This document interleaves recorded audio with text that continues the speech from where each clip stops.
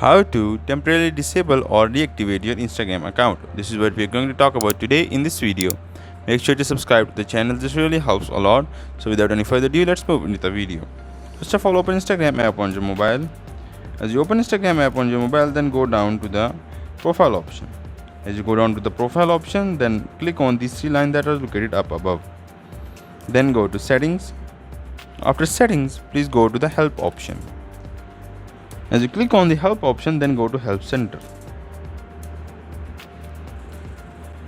As you go to help center, let it load for some time, and then on the search bar write delete account. As you click on delete account, then click on the first link. As you click on the first link, then you will over here find a way to temporarily disable your account.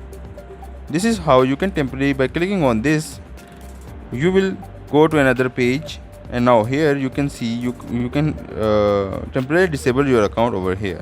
This is all from the video. Make sure to subscribe to the channel, this really helps a lot. So if you have any question, put it down in the comment section, and also don't forget to hit the like button. Thank you.